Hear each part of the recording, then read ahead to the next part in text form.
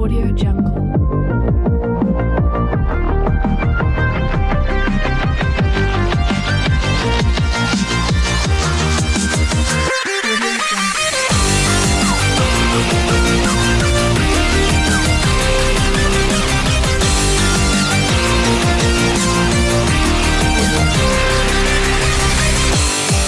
What's up, guys? Mike Penta here with the Mind Gym Podcast, coming at you with episode 2. I hope you liked last week's episode.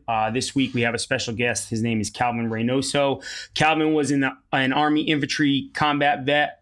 Served 2 tours in Iraq in the Middle East, right? And he's going to talk to us a little bit today about his experience, going back into civilian life, some things he went through, and how he got out, and then talk about his new business called Boots on the Ground, which aims to help combat vets, first responders, and hopefully he'll work into being able to help anybody who's in need of help. So welcome on the show again.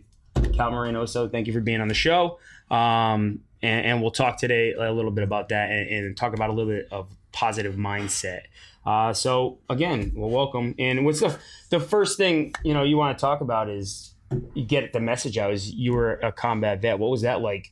Well, actually, so you came out of high school. You're 19 years old, I did a year at a community college, and at the time, college wasn't for me. Yeah. And then I joined the Army infantry. The reason why I joined, I had a brother who was in prior to me. He graduated from basic training in 2001. And I saw the effect it had on him. Actually, like, he got emotional when he graduated. He got Soldier of the Cycle, basically saying like the best soldier. And like, he's normally like not a guy that shows his emotions. And I knew it was something bigger than me. Cool. So I wanted to be part of it. And obviously 9/11 happened, and I wanted to. At 19, when did you join? Like, what year was it? This was I joined June 13, 2003. Okay. Yeah. So you were in high school when 9/11 happened. Yeah, I was a junior in high school when 9/11 happened. Oh wow. Yeah. All right, cool. So you joined and you served some tours over there. When did you get out? I got out in December 13th of 2008. Cool. And I deployed in 03 to Ramadi, Iraq, and then I did 06, 07 as a sergeant team leader in Mosul. So I did over like 2.5 years total in combat. What was the mindset like over there? Like you're a civilian and a veteran. What would you say, what's the difference between civilian life and, I guess, military life? Like, what are people like? The atmosphere, obviously, the people are a lot more, maybe more positive environment. You have drill instructors, they can tell you and kind of turn you into anything that you want. Where in civilian life, you can't do that. I mean, you say something bad to somebody and they kind of take offense to it and they go home and pout, and it kind of ruins them. But over there, I mean, they're creating positive mindset for people to kind of keep moving. So what's that like over there? When you got out of high school, what was it like going somewhere where they were literally trying to create their own soldier? The perfect person, the perfect soldier, the perfect fighter? Like, what did they do? What was training like to get over there? Yeah. So they I went to basic training Fort Benning, Georgia. It's a home in infantry, and the first few weeks of basic, they actually just break you down, constant attention to detail. They're asking you these questions. What's your first general order? They show you how to make your bed. They show you how to polish your boots, how to shoot a rifle. And they're basically showing you attention to detail. And why is that so important? For people that don't understand, it's important to pay attention to detail, that stuff. So what's their premise behind that? What's the goal? So the goal would be that drill sergeant used to say, drill sergeant Sappa, he used to tell me if you can't handle little things, it will make you think that I'm going to trust you with my life. Yeah. If you can't make your bed in the morning, if you can't shine your boots, if you can't shoot a weapon, what makes you think that you're going to be able to lead troops into combat? Yeah. So that was kind of the mindset. So they break you down and they build you up and they make you believe in yourself. Yeah. So is that the biggest thing there is making you believe in yourself? What? Absolutely. Yeah. Once you believe in yourself, there's literally nothing you can't accomplish. The transition from civilian to being infantryman was life-changing because I didn't believe in myself growing up until I joined the military. Okay. I battled with, I had low self-esteem and, I kind of had no direction in my life until I joined the service. And I felt like I belonged to something bigger than myself. Yeah. Awesome. Yeah. I mean, at 19 years old, it's a pretty big transition. Now, you served over in Iraq. You saw some pretty crappy things. I mean, we don't have to get into the details of war. I think we all know war is not nothing like glorious about it. It's just something that has to be done. But then you got out and you transitioned from you went civilian life into the military, now back to civilian life. What did you expect coming out of the military? Did you think it was going to be, I got all these, I've changed as an individual. I'm going to be able to go. I've already got this mindset, this positive mindset. I'm going to be able to go out and just crush it. Or did you say, oh shit, what am I going to do? Like when I get into civilian life, like what was your mindset at that point? Did you think it was going to be an easy transition, or did you think it was going to be tough? Yeah, I honestly thought it was going to be easy transition. I got so used to being around like highly motivated individuals. Like everyone's positive, like everyone's like an alpha male, everyone's a go-getter. And then to get out, it was hard for me because I felt like I didn't belong to anything anymore. Like I felt like I'm like, oh, well now like I'm not leading troops in combat. Like what am I going to do in my life? And it was a hard transition because like in Iraq, it's hard to explain, but like you run on adrenaline. Yeah. So like you're up here for 15-month deployments, and then you come back to civilian life. Like you're dealing with losing your buddies in combat, and then they just expect you to kind of just fall back into society. And that was hard for me because I still had like a military mindset, but I was a civilian, and obviously what applies in the military doesn't really apply in civilian life all the time. So yeah, I mean you hear that a lot with athletes too. They retire and then they're lost. I mean, think about how many athletes have retired and then come back. I mean, we just saw it the other day with Floyd Mayweather. Yeah. I mean, he did it for a different reason. It was more of a financial thing, but you do hear a lot of times that like they retire and they're just sitting around, they're lost, and they don't even know what to do anymore. Yeah, I remember even when I was done playing sports in season, I'd go into a new season my season would be finished up, and I went from lifting every day and working out and practicing every day and playing games, and then there was nothing. You just kind of like wandering around aimlessly trying to figure out what to do until the season starts again. There's a big transition, and I think a lot of people deal with that. It's not easy to do. And now you made a life transition where this was your job for a while. Now you don't even have anything. You're just coming back to civilian life, and you got to figure it all out again. And again, you talked about it. You're in the military. It's more of a motivating atmosphere. People are motivated. People want to be better and become better. And then you come to civilian life. I mean, it's no secret. I mean, you just look around on social media. It's a pretty depressing world out there. Unfortunately, negative. I don't know why there's so many awesome things to live for. But, again, this is kind of why we're doing this podcast, is to help some of our listeners out if they're struggling or don't know where to start or what to do. Like we literally, if we create our own positive mindset, we literally can do anything. I'm a firm believer in it. And it doesn't have to be athletically or fitness wise, but if you're positive every day and you create a positive environment for yourself, it's going to be a lot easier every single day. I still don't know. I can't grasp the concept of why people wake up in the morning time and say, I don't want to go to work today, but they're going to work anyway. Like you're going there. Why are you making it? Yeah. Why are you making it harder on yourself to go to work every day? And the same thing with nutrition programs or fitness programs. I see people come in and they're like, "Oh, I'm tired. I don't want to work out today." Man, you're gonna do it anyway. Mm-hmm. You know what I mean? So you're just making it hard. Telling yourself you don't want to do something is just making it harder. So again, anytime you go into something, just be positive and create a positive, environment for yourself so that you'll excel. Again, I'm not going to say that every time I walk through the door, I'm a positive person every day, but I try to like deflect those thoughts. Like I'll think about, oh shoot, I'm exhausted today, I'm tired, but then I'll be like, I'm going to do this. I have to do this anyway. So you might as well start telling yourself you want to do it, and you will. So you transition to civilian life. You got a job in. Yeah, I worked for Department of Corrections. I got that job 6 months after getting out of the military. I mean, so you're just working now with criminals. Yeah, I'm working. Yeah, that was a transition for me because, like I said, we were around highly motivated people, and then like obviously, I'm not dealing with law-abiding citizens, so it can be difficult at times. But yeah, I mean, not everybody that is in prison is a terrible person. Yeah, absolutely. Yeah, I'm sure there's a lot of like negativity. Yeah, there's a lot of negativity in that environment, but that's why it's important for me, my mental health, to remain positive and just have these positive affirmations when I wake up. And so what happened? You transitioned out. We talked about before. You kind of went into like a little bit of a dark hole. Yes. I was battling like depression and anxiety when I got out of the military. Now, was it due to? I mean, yeah, obviously things you saw. Yes. But at the same time, were you just that whole negative environment of like I didn't have anything to really go back to. Like this didn't feel like where I belonged right now. Yes, yeah. It was like a mixture of both. Like, I missed my buddies. I lost some friends overseas, and I like I said, I felt like I didn't belong to anything. So I hit a hole of depression, and I was in a dark place. Yeah. And then you said you gained some weight? Yeah, I gained roughly like 35 pounds. I was taking some medication to kind of help transition me back to civilian life. Yeah. And I just wasn't happy with myself. I just felt like I had no direction. I'd work out, but I kind of just went through the motions. I really had no passion for life at the time. Now, like, then you started to take control. Yes. So what were those steps? What did you do to take control? Like, so I was involved in a bad car accident in 2014. I broke several limbs, and I had some downtime. And one day I was just going through my phone. I went to YouTube, and I started listening to this guy named Eric Thomas. He's just a motivational speaker, and like it just spoke volumes to my heart, and kind of inspired me to just stop making excuses and just try to get better. And my first step was just waking up every day with a positive mindset. I always wake up and I'll post something on my social media account, something positive. Like I really try to live what I preach. Yeah.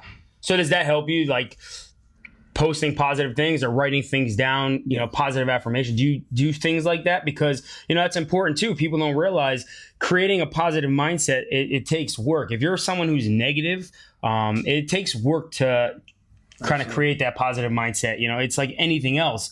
You have to be good at it. Again, some people use positive affirmations. Some people, read positive quotes. Did you do both? I tell a lot of people, look in the mirror and repeat things to yourself over and over and over again. You do believe everything you say. Yes. If you say things to yourself, whether it's positive or negative, you're going to believe it. It's a scientific proven fact. It's been studied. Anything that enters your mind, your subconscious, your conscious, you start to believe that stuff. Yes. So again, it's important. Try this out. If you're listening, try this out for 3 weeks, 2 weeks. I don't even care. Write some positive affirmations down. Something like think this. If you wake up in the morning time, you're like, I hate work or I hate going to school. Change the word hate to I love, right? I love going to work. I love going to school.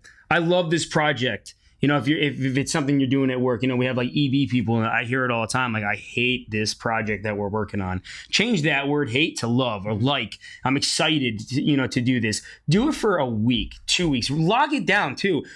Start writing it down every day for 2 or 3 weeks of like every day how you feel, telling yourself these positive things. Again, it's kind of like with your nutrition. A lot of people go into these nutrition programs and they're like, I hate this. I'm starving. I can't eat like this. I can't do this. But take the I can't and change it to I will. I am. I'm going to. Start doing that stuff because that's how you can create that positive mindset. So you started writing down positive affirmations and quotes, starting to read them because that was entering your mind. You started to believe that Absolutely. stuff. So I actually, like you said, I'd wake up every day with like a positive quote. And one of the quotes that actually stuck with me like for over 6 years already is, I don't know the person who said it, but it says, if it isn't something physical that it's stopping you, then it's mental. Is your mind going to be your weapon or your weakness? I'm my success for making my mind my weapon. And that's one of the positive affirmations I say every day because, like the mind is such a powerful thing. So every day I remind myself, like, I'm lucky to be alive. I'm here for a reason. Like my buddies didn't get to come back and I had this opportunity they didn't have. So every day I try to like work towards my goals and objectives and just continue to just remain positive. And like I said, it's easy to be negative. It's hard to be positive. Yeah. It takes work. Well, it takes a lot of work. And again, it's all about trying to train yourself to be positive. And if you're listening, again, this is kind of the thing. This is why I brought Calvin on because Calvin was someone, and I know Calvin's story because, I met Calvin. The way I met Calvin was crazy.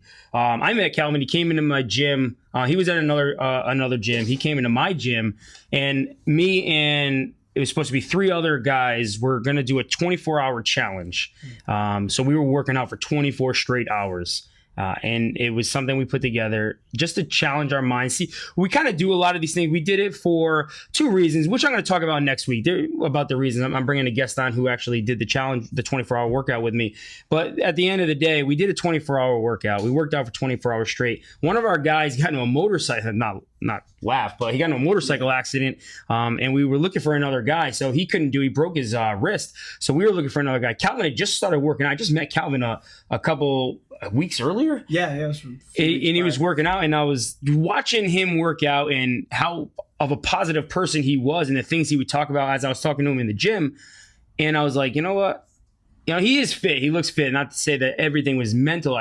The way he was talking, I was looking at him and I was like, this guy might be able to do it. He's in the Army. He might be able to. We need one more guy to do this with us because we took a raft out. Believe it or not, we took a raft out into the river and we paddled a raft in the middle of the night. Like, I think it was like 11 o'clock at night. Yeah. We paddled like a few miles, 4 miles down. So we needed one more guy. It wasn't like we needed him. So I was like, do you want to do a 24-hour workout? And he was like, I was all about it. Yeah. And at that point I was like, this guy's at a whole other level of human because, we thought about this workout and we didn't really train for it, but the three of us already knew what we were going into. He didn't even know what he was doing. I was like, we're working out for 24 straight hours. He's like, I'm in. This is all I'm about it. I don't even care what it is. Like, we could have literally been like, we're just going to run for 24 hours straight. I don't think he even cared. He was just like, this seems like a challenge. Yeah. And at that point I knew there was a different mindset in this person. I need to know a little bit more about him. And the more and more I got to know about him, I got to learn his story and going from, a little bit of a darker time getting out of the military and the steps he took to get to where he is now. And it all made sense when I was talking to him. Like, the things he was doing are things that I tell everybody all the time. Write things down, believe in yourself, talk to yourself. It sounds crazy, but look at yourself in the mirror and repeat the things out loud, positive messages to yourself, read positive quotes, listen to positive people. Not everybody has that drive. And I mean, there are people who are excited all the time. I mean, one of my coaches here is probably one of the most positive people I ever met, Albert. I mean, it doesn't matter. This guy's got energy from the probably 4:30 in the morning. He probably has 24 hours of energy, but he's always positive. And but out of that one person in my gym, out of the, couple hundred people that are in our facility, there's one. I mean, I'm a positive person.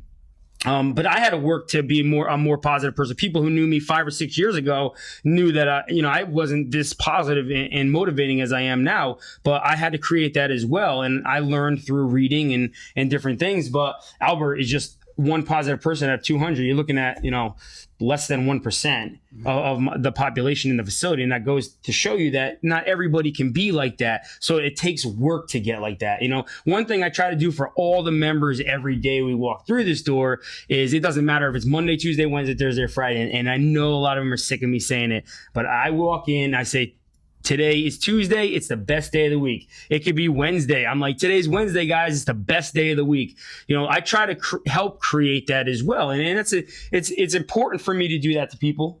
That's, again, I'm trying to train people to be positive because I know them being positive is going to create their success with fitness, health, and wellness, So again, we talked about this last week. People going into a nutrition program or a fitness program with a not so positive mindset, and people who write things down, set goals for themselves, create that positive mindset, they're successful and the other people aren't. And it really comes down to me. I have to lead that sometimes because you said it takes work. Some people don't even know where to start. And there's going to be a person in the gym, and there are some people that every day I say, I'm like, Tuesday's the best day of the week. Let's grind today. And they look at me and they're like, not again. But you know what? A couple people walk into the gym now that weren't so positive and look at me no matter what day it is and say, it's Wednesday, Mike, best day of the week. And even if they're joking, they're believing it. They are believing it. And you can see it in their work ethic and in their results in the facility too. So again, I need to facilitate that and kind of create that. Yeah. So those are techniques that you use, and those are important because you're going to create your own positive mindset now. Absolutely.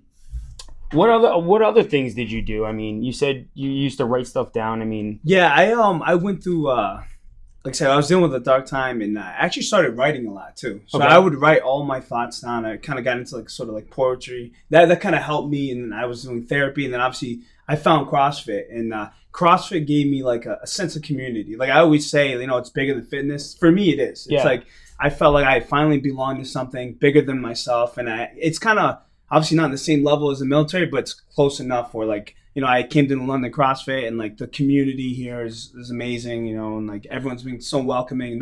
that helps me. And just surrounding yourself with positive people. Yeah. Like, if you want to be successful, you need to surround yourself with positive, highly motivated individuals. Yeah. And that's just how it is. And that's the thing, and I say it all the time. I mean, I kind of say things like, yeah, it's not to say that people in the gym are negative, because to be honest with you, people in this facility are way more positive than just the general public. And I think that the community aspect of it, you know, it's a motivating environment just to come in here. I think any training facility is, as far as a training facility, not a gym. A gym, you know, there's some negative environments in fitness centers and stuff, but a training center, I think it's a more positive environment to start with. I think CrossFit kind of took that and created a community of people trying to accomplish the same things. Yes, a lot of it was military based in the beginning. First responders were doing CrossFit. I mean, it was kind of a small market, and they transitioned over to the general population doing CrossFit in the masses. I mean, you have 18-year-olds. I have, you know, my kids are doing CrossFit now. One's 3.5 years old, and there's people in their 90s doing CrossFit. So, I mean, it kind of made that transition. And with that transition, you're going to get negative people. So when I started doing CrossFit, it literally was the most positive place I've ever been in. I mean, unless That's how I felt too. Everybody wanted to just be great at CrossFit and do well and succeed in. But then it kind of, like I said, the masses started to come in. You start getting negative people, tire kickers, people who really weren't that good at, you know, not that good at fitness. They just didn't care so much about it, but they thought like, oh, this is showing people results. Let me try it. And then they don't see the results. They become negative about it. And that kind of spirals out. So the gyms in general, when I go to gyms, you don't see that 100% positive atmosphere that you used to. And again, now it's, okay, I have to try to keep creating that as a gym owner. And I think training centers in general do it because it's a closer population. But again, it's important to try to create that environment. So you found that in CrossFit. Yes. You know, I found that too. What I found about CrossFit is when I got out of college and I wasn't playing, I stopped playing football in college, but I kind of lost that belonging as far as my roommates, my friendships I had. I was living on my own. Where in college, I was living with a group of 6 guys and we were always joking around, having fun. And then I was on my own and trying to figure stuff out. I got bored very easily. I had a great job. I was in the fitness industry, and then I found CrossFit. And I mean, again, it was something I was like, wow, these people, everything's positive. Everyone's pumped up about it. So again, that's what, you know, you found CrossFit that way, the same way a lot of people find CrossFit. So from there, you started doing CrossFit. Now, let's talk a little bit about, you know, we talked about how you helped create that positive atmosphere, that positive mindset. Like, talk about boots on the ground now. Actually, let's talk about your 24-hour experience. Okay, like, with that workout quick. I want to, anyone that I have on the show that did that, like, talk about it. I mean, what was going through your head? Because I know it was hard for me. Man. So I'm not going to lie. Initially, I thought, like, wow, 24 hours, like, I could do it. I was like, I was in infantry, I was a sergeant, you know. I got this. But I'm not going to lie. There were moments of doubt, especially on that Hero Wad Clovis. Yeah. The 10 rounds, or what is it? 10 rounds, run a mile, and then burpee pull. 15 burpee pulls. Yeah, 10 rounds. So basically run 10 miles and a lot of burpee pull-ups. That's when I started to doubt. And then I wanted to get to that point where I'm like, I'm questioning my human existence. Yeah. And I did. And then I kind of I told myself, you know what, like, this is what I wanted. You know, this is where the good happens, you know. And I kept telling myself, you know, I got this. And I looked over at you. You kept grinding. You're like, hey, Cal, keep going. You got this. Like, just being around that energy was crazy. You know, it was just, I just kept telling myself, you know, I'm gonna make it. Yeah, I have to. It's not about me. Yeah, it was definitely not easy. No, I just kept lying to myself. That's it. I mean, that's it. You're not lying to yourself. You know, I had to do the same thing. People, you know, you said you looked at me and I was like, grind. But I know that, like, going into it, I said, no matter. When I talked about this a few minutes ago, like, anytime I said I don't, or I hate this, or I can't, I changed that in my head. Absolutely. So as soon as, that's how I was able to deflect and change that. Yeah. And as soon as I heard myself say, I don't want to do this anymore, I said, I want to do this. Yes. I want to do this. Mm-hmm. Or if I was like, you know, I don't want to keep moving, I was like, I want to keep moving. Yes. Like, I need this. So I literally, anything that was a negative, like, word, that I changed to a positive word quickly. So yeah, those negative thoughts went through my head, but I knew immediately, just by my experience and what I've learned, like, and what other people have told me, like, how to change that. You have to learn how to deflect that, because again, if you're eating, or you're in a nutrition program and you don't want to eat chicken, that day, or you don't want to eat the meal you had, just suck it up and just say, instead of saying I don't want to do this or eat this right now, you say I want to eat it and just eat it. Or if I don't want to work out today, just go and work out. Say I want to work out today. I promise you, if you try that and you do that, whether it's with your job or your fitness and nutrition, just practice it and try it. And I'm going to tell you what, you are going to see a huge change. But it's always good to either video log it or for a week or two, or write it down, your experiences. Yeah, but no, I'm saying just kind of write what you went through. So you'll start to see, like, it was kind of corny the first day saying that to myself, and it still was, it sounded weird telling. And then all of a sudden, after 2 weeks or 3 weeks, you'll read back to what you were saying and then what you were writing now, and you're like, holy shit, like this actually worked. The mind is a powerful thing. And even during that workout, I just kept telling myself, 24 hours, like I can, I must, I will. Yeah. Like you really, like in the military, they used to, my drill sergeant should tell me all the time, like false motivation will turn into real motivation. Like even if you just remain positive, act positive, it'll translate over into your life. And that's why I think like fitness in general is such a mental game. Like, you talk about it all the time. Like it just carries over into not only fitness, but everyday life. Yeah, I mean, makes you better. Really. That's why it became more of an area of study for me. It was like, great, I know all this stuff about health and wellness. I know all this stuff about fitness. I've been programming for a long time. I know all this stuff about nutrition. Like, how do I make people even more successful? Some people, they're going to see results and they don't need to do any of that. They just have that mindset and it just works for them. But believe it or not, the majority of people don't. And they fail over and over again. And why? It doesn't matter what nutrition program you're on. You'll try 15, 20 nutrition programs. Yeah, you do well in the beginning because you're positive in the beginning. You're excited in the beginning.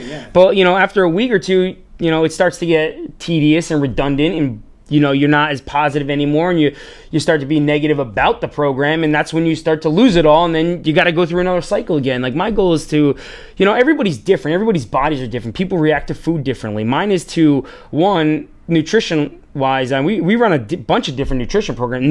Not one program is for everybody. So I've run different nutrition challenges here and tell people, if you did one that was working for you, stick on that program because that's going to work for you. So we'll do, ketosis diets. We'll do the RP nutrition, Renaissance periodization, which is for me, it's one of my favorite programs. It allows me to eat things that I like to eat, but that's besides the point. Again, that's a great nutrition program. We go paleo. We've done that type of nutrition program. So I try to find the one that's going to fit people. But then after I found that, now it's okay. I got to get them to stay on it and stay eating, healthy, and how to get them to keep grinding it out and not fall back and sabotage themselves and gain all that weight back, because that happens. You see it all the time. People lose all the weight, then they gain it back and more. So again, it's all about trying to create that positive mindset, and it always comes back to believe in yourself. Yes. Tell yourself you can do it. The number one thing is just tell yourself, I will, I can, I'm going to. Like you have the sign at the door. It says, enter only if you can. Believe I can't at the door. That's the door, the sign that's at New London CrossFit. Like I really believe it. If you tell yourself you can, change that can't to can, and it's going to be a way better experience for you in here. So awesome. I mean, that's great. Now let's talk about like boots on the ground, a company you started. So you went from not knowing anything, like when you got out of the military, as far as like what you wanted to do, your lifestyle, and got into this fitness. You brought fitness into your lifestyle, and now, we met, and now you started a new company called Boots on the Ground. Yes. And what's Boots on the Ground? Like talk to me about that. Boots on the Ground. Because I don't know a lot about it yet. I'm still asking you a lot of questions about it. Yeah. So Boots on the Ground is a company that I started along with Tommy Hume. It's basically what I'm trying to do is create a sense of belonging in a community, like not only for like veterans and law enforcement, but eventually, hopefully, it'll be everybody. Like we're doing a lot of like positive feedback. I have a YouTube channel, Calvin Reynoso. We have a Facebook, Instagram. Boots on the Ground CT, and we're just posting like positive messages, sharing people's story. Like Boots on the Ground is about taking action and extreme ownership of your life. Like it's not just veterans, it's like every day. It's like the working class, like yourself. You're boots on the ground. Like you wake up every day, you have a family, a beautiful family. You come to work and you put boots on the ground every day. You move towards your goals and objectives, and that's what Boots on the Ground is about. It's about like helping others. We eventually want to get involved with the veteran community, raise money for PTSD awareness. So like I said, I'm kind of just. So it's the whole company's geared towards a positive message and yes, getting people to be more positive. Yeah, positivity breeds positivity. And I live the life. Like, I don't just talk about this. Like, I have my down days. We all do. But I constantly remind myself, like, being positive is going to get you to that next level in your life. And that's what Boots on the Ground is about. It's about raising the bar in your life. It's about expecting more of yourself and less from others. Yeah. I mean, the whole thing, again, this podcast and what we wanted to talk about today was a positive message, creating that positive message in your own mind. You know, last week was more about goal setting, but once you have goals, you have to move towards those goals. Yes. And the only way you're going to move towards those goals is being, you know, trying to be positive, or not trying, but being positive. But again, being positive requires you to do some work too. Oh, yeah, so you're not going to accomplish your goals if you set a goal and you're just like, oh, I want to lose, 30 pounds. And then every day you're just like, this sucks. I don't want to do this. You know, there's steps to getting to those goals, and it's all about being positive. You know, that's why I brought Calvin on, because his story for me was like, wow, negative, transitioning positive. Now he's trying to preach positivity and get people to learn from what his experience is so that they can become positive and, live a better lifestyle. Again, these podcasts aren't always about, health and wellness. Yes, I talk about it and I kind of refer back to health and wellness again, because that's kind of the goal for me too, but it's also to help you in everyday life. If you're a listener and you don't know anything about CrossFit, I do have listeners that hit me and they don't even work out, and they told me they want to start working out. I had a couple people send me messages after last week's podcast. But if you're just out there listening, like, the goal is you to understand, like, everyday lifestyle. Like, this is what we, is important every day to be successful. Like, success is it's all what you put into it. You look at some people, like, success is money, and that's for some people. Money never driven me. My success is seeing other people's results in the gym. Like, in being able to be with my family, my kids are with me. And yeah, it puts a strain on my business sometimes and things that I have to do because my kids are running around the gym. But at the end of the day, like, that's success for me. Even though I do very well financially, it's the financial part isn't the biggest thing for me.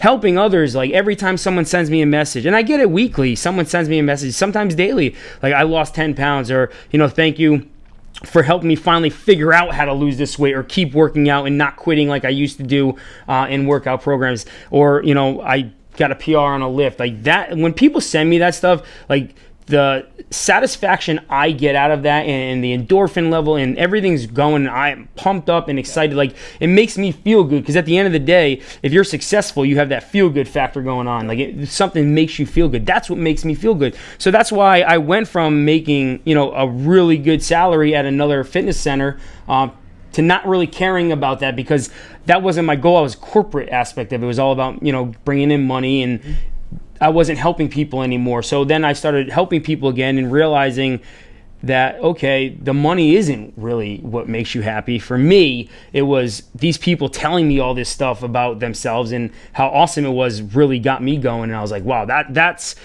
my success right there. And that's kind of where I want to keep going with it. And I don't ever want it to end, because if this ends for me and I'm not helping people, I don't know, like, how I'd feel not hearing those stories every day, because it's literally is what keeps me waking up at 5 a.m. and, making sure that all the lights are on in here, and being the first one up and the last one to get paid. That's it. I that stuff keeps me going. Yes, again, having my kids here and everything, but and hanging out with me and getting to watch them grow up. But I mean, the stories that people tell me and how I've helped them out. And I didn't change anyone's life. I mean, I help people. That's what I do. I'm giving people the tools. Again, their success is 100% their hard work. Yeah. Like, I can't feed them. All I can do is give them the tools, and just hearing that stuff and the feedback that, thank you for helping me out. And it's just, to me, it's like, and that helps you grow as a person, that helps you grow as a human. And I think with me too, like, helping others, like, makes me feel better about myself. Like, helping others, like, kind of numbs, like, the pain, like, of, like, losing brothers in Iraq. Like, helping others achieve, like, helps me grow. And I think majority of, like, we need to have more of a team concept. Like, it's like not what I can gain from something, but what I can give back. And I think you believe in that. I believe in that. And that's what you're doing. The members don't realize they changed me. I mean, a lot of the members who've been here originally know, like, when I got out of, my other career, my other job, what I was doing, I wasn't the most positive person in the world. I was kind of a negative, environment and attitude and stuff. But what wound up changing is the members changed me. Their success stories made me want more. Yeah. Like, I want to hear another one. And so who can I help next? Yeah. You know, so every day a member, you know, to get me to where I am now, their positive experiences is what changed me and helped guide me to where I'm at today. So again, that's why it's successful to me, that everyone's experience in here, what they've accomplished, that's my success, because they helped me get to where I am today. You know, their stories of success helped me get to being successful. So, you know, guys, again, this is what today's podcast was about. I really wanted to talk to you a little bit about that, and trying to train your mind to be positive. Again, you know, Calvin talked about his story and the things that he went through. And again, if you're listening, and whether it's fitness or nutrition or going to everyday work, guys, do it. Work for 2 or 3 weeks. Create that positive mindset. Tell yourself you can. As soon as you hear yourself saying, I don't, I can't, I won't, change it to something positive, okay? And we'll see where we go from there. I mean, I guarantee you'll be sending me messages that it worked. You know why? Because I've done it with a lot of people, and it's worked every single time. I've never met someone who actually went through that process and said they hated it. Not one. Because again, you are telling yourself and you're creating a positive attitude for yourself, and it's very important. Okay, guys? Well, thank you for being on this show. Do you have anything you want to leave? No, I mean, just to piggyback on what you said, like, a changed perspective is a changed life. Like, you change your perspective, and you're going to see, like, the benefits of having a positive mindset. Like, we just got to hit home on that. And just, like you said, you got to change your perspective to see positive in everything. Like, no matter what situation you're going through, like, everything you're going through in life, like, the trials and tribulations are necessary in order for you to grow. Like, instead of saying, why me? Why is this happening to me? Like, your mindset should be, why not me? Yeah. I'm built for this, you know, and that's what the whole boots on the ground movement is about. And, the London CrossFit, like, they've given me, like, a great community, and, like, you've been a positive influence in my life, I'm just thankful and appreciative of everything that I have. So yeah, awesome. So guys, next week we're actually going to talk to Matt Chilleri, one of my former business partners. Him and I were kind of the ones that came up with the 24-hour challenge. We're going to talk about the good, the bad, the ugly, how that came about, and try to, help you guys, again, understand, like, what kind of goes on in the brain. Like, you're not the only one struggling with things. We're going to talk about the things we struggled with. I mean, again, I'm talking about all things for you to be positive. Next week, I'm going to talk to you about things that were going through my head, and what we had to do to try to get ourselves going, and also how we wound up coming up with the challenge and the kind of the drive behind that. And we'll talk about some other things as well. But, I want to thank Calvin for sharing his story. Hopefully you guys got the message that we're trying to send you today. I appreciate you guys listening. Again, if I talked to Calvin about this before, if one person changed because of this podcast, it was worth all the time I put into this, going into it with, Chris, my media guy, who's, doing all the filming. And, like, we talk about this, with Calvin coming on the show. Like, a lot of people are putting a lot of time to get this message out. And we really hope that you guys can grasp this message. And if one person changed, if one person woke up every single day for the rest of their life and was pumped up to go to work and pumped up for what they did, then I'm excited for them. And it was every bit of worth it. So thank you guys. I appreciate you coming and checking us out. We're going to get you guys rolling next week. All right. Later.